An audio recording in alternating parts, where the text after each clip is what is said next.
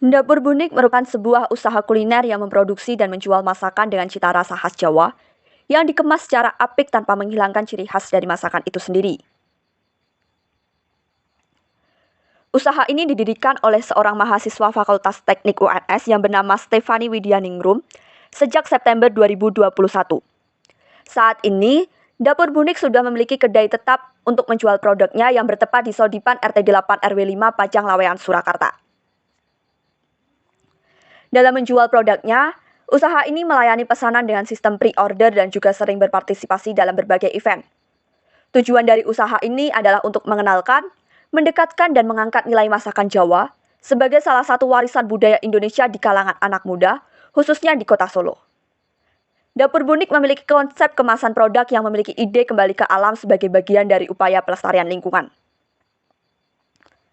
Kemasan pada produk Dapur Bunik menggunakan perpaduan daun pisang dan anyaman daun kelapa yang didatangkan dari Klaten dan Gunung Kidul. Target pasar dari usaha ini adalah masyarakat dengan rentang usia 15 hingga 35 tahun yang memiliki ketertarikan terhadap masakan tradisional khas Jawa dan memiliki kecenderungan untuk sering ikut serta dalam berbagai event di kota Solo. Salah satu menu bestseller di Dapur Bunik adalah garang asam Putri Solo yang menggunakan resep turun-temurun sehingga memberikan cita rasa yang otentik dan segar. Metode pemasakan garang asam ala Dapur Bunik juga memiliki ciri khas tersendiri yang menghasilkan tekstur creamy pada kuahnya. Selain itu, terdapat beberapa menu bungkusan ayu seperti sego cuan ayu dan sego bandeng ayu yang tidak banyak anak muda ketahui. Brand Dapur Bu Anik memiliki perbedaan dengan brand masakan Jawa yang lain yaitu pada proses ataupun strategi pemasarannya.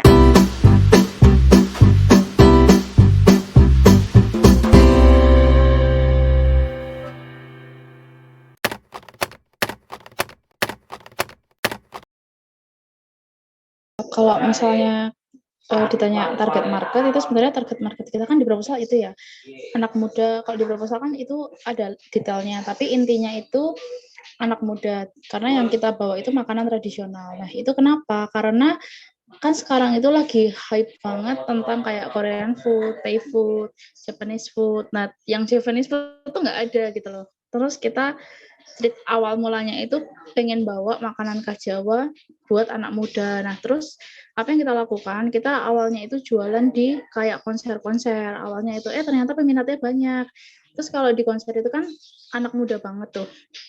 Kadang mereka tuh kayak kepo, ini apa sih kayak gitu. Terus mereka coba. Terus dulu tuh waktu aku sempet di konser itu sempet kan ada bule ya kadang-kadang kayak foreigner gitu, mereka juga malah jadi kayak tertarik gitu loh, oh ini apa nih makanan Indonesia gitu.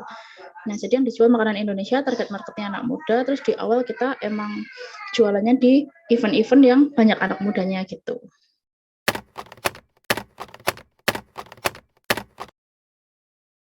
Kalau strategi pemasaran itu kami yang pertama lewat tadi kita sering aktif ikut di konser-konser atau event-event yang kekinian. Terus selain itu kami juga di sosial media. Habis itu kami juga personal selling. Jadi saya sebagai owner itu sering kayak promosi ke teman-teman saya, ke dosen saya. Terus saya juga jalin relasi ke UNS supaya bisa masuk ke UNS Food seperti itu. Terus saya juga sempat beberapa kali presentasi ke dosen-dosen prodi, ke fakultas teknik lah untuk supaya mereka kalau makan siang tuh bisa pesan di saya kayak gitu. Terus selain itu paling pada umumnya sih, jadi kayak cuma labeling, nyebar flyer kayak gitu.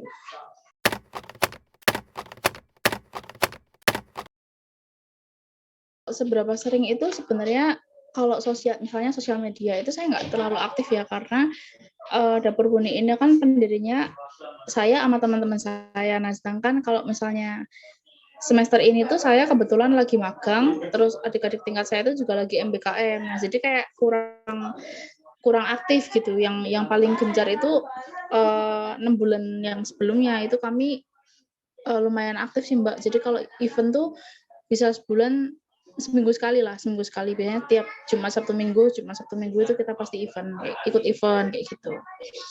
Terus selain itu kan kita juga nerima pesanan. Nah, setiap kita dapat pesanan atau kita dapat order itu pasti kita posting. Cuma saya postingnya lebih sering ke akun saya pribadi, tapi kayak masih tetap saya posting gitu.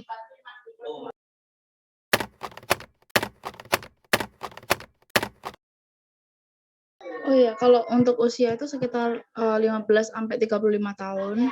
Jadi yang masih golongan ke anak muda. Terus untuk wilayahnya sendiri itu di Solo. Di awalnya kan Solo ya, saya di area Solo. Cuma saya beberapa kali sempat ikut event yang di luar Solo, kayak misalnya di Jogja gitu untuk menjaring pasar. Nah, terus untuk secara apa sih kayak latar belakang itu saya target marketnya memang yang menengah sih, maksudnya menengah agak ke atas dikit, karena kalau menengah ke bawah itu kan kayak jajanan anak SD kan beda ya, gitu.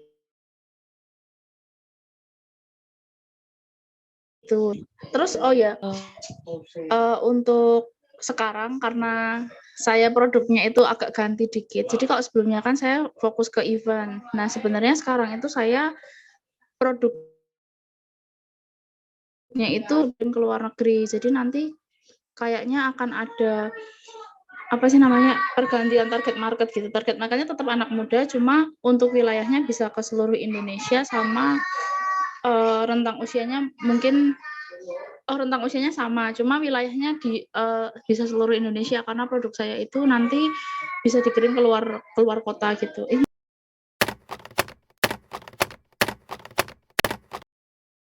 Untuk platform saya udah bikin, tapi saya belum posting karena saya tuh masih nunggu saya dapat izin PIRT. Kan kalau makanan yang pabrik-pabrik itu kan biasanya mereka pakai BPOM. Nah, kalau untuk produk saya itu pakainya izin PIRT. Nah, sekarang saya sedang mengurus halal sama PIRT. Jadi saya nunggu itu launching dulu, baru nanti saya berani ke kayak TikTok Shop dan sebagainya gitu. Lagi proses legalisasi.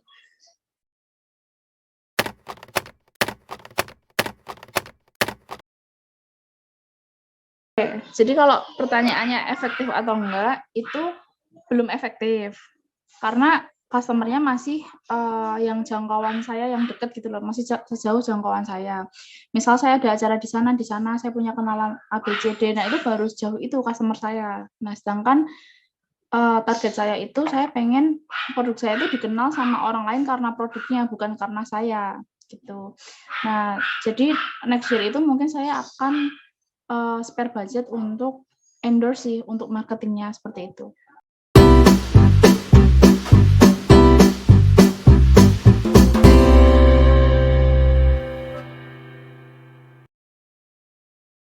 Oke, aku bakalan ngasih sedikit evaluasi menggunakan STP. Nah, STP itu Segmentation, Targeting, and Positioning.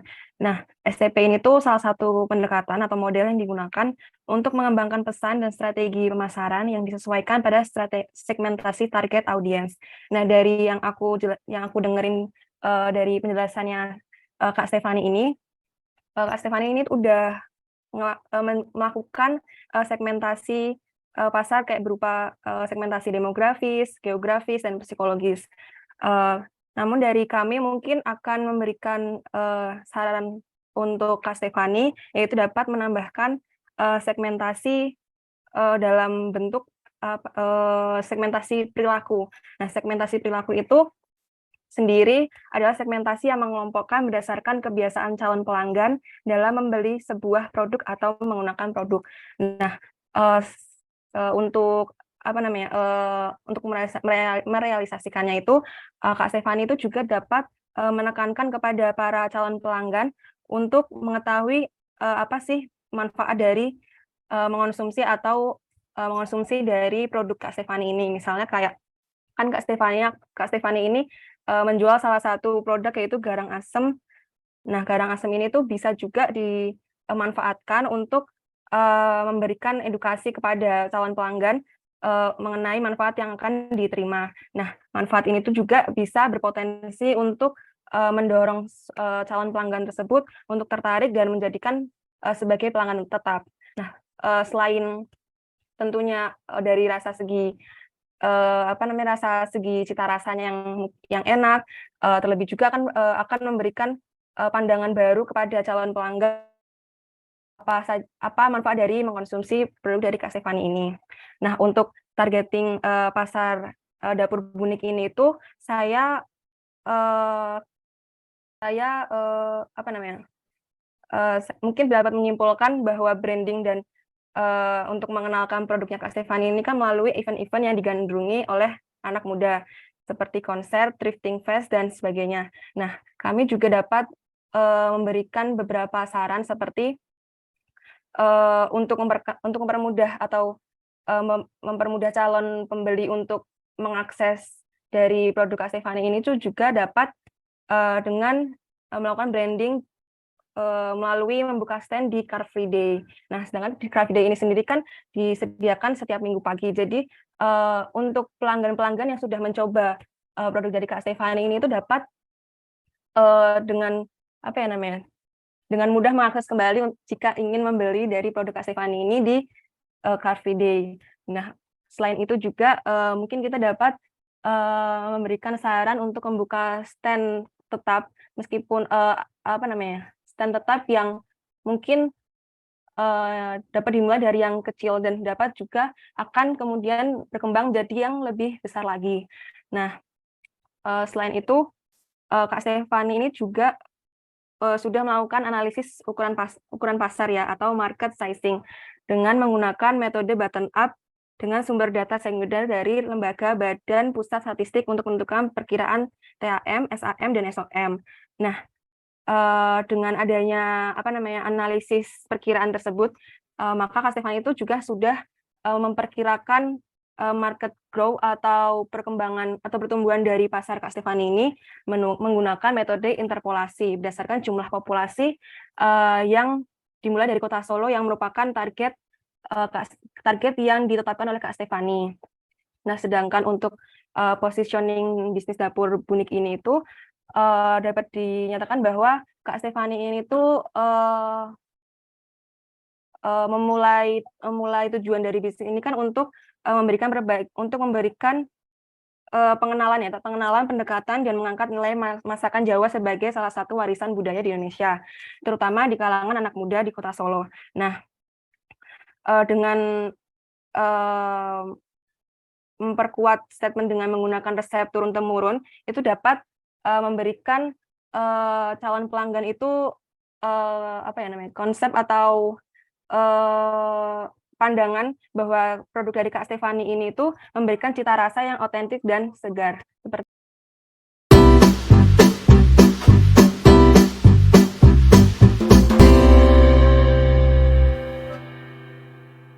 Mungkin dari kami itu ada sedikit saran logo untuk memperkuat branding dapur bunik.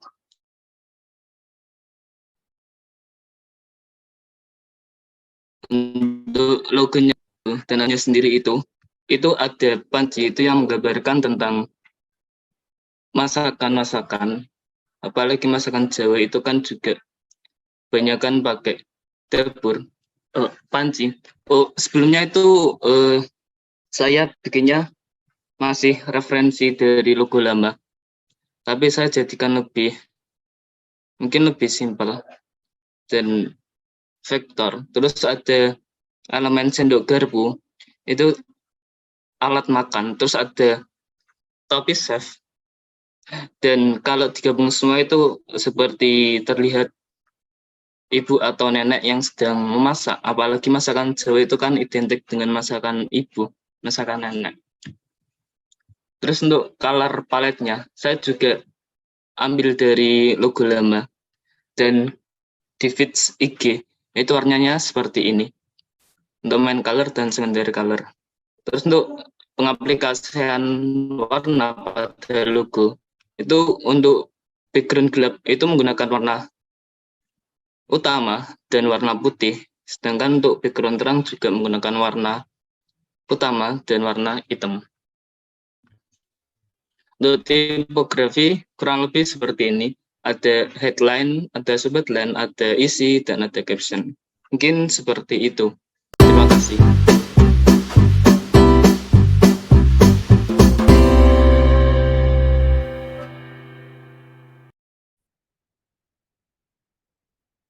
Yang berikutnya adalah hasil survei terhadap 10 customer dapur unik yang didapatkan menggunakan Google Form.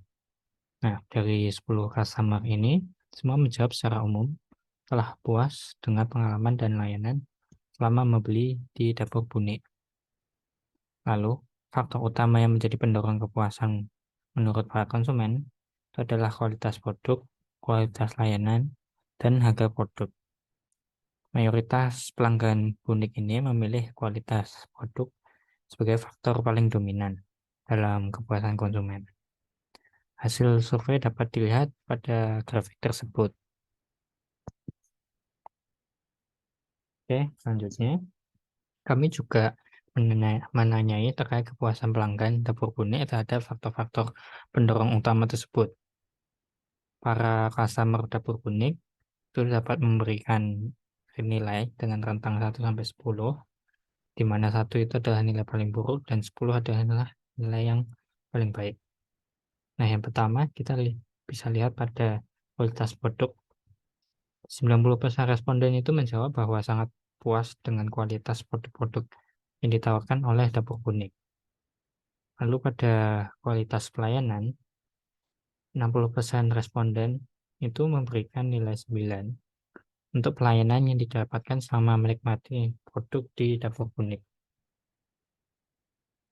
Lalu, untuk harga produknya, mayoritas konsumen itu memberikan nilai 9.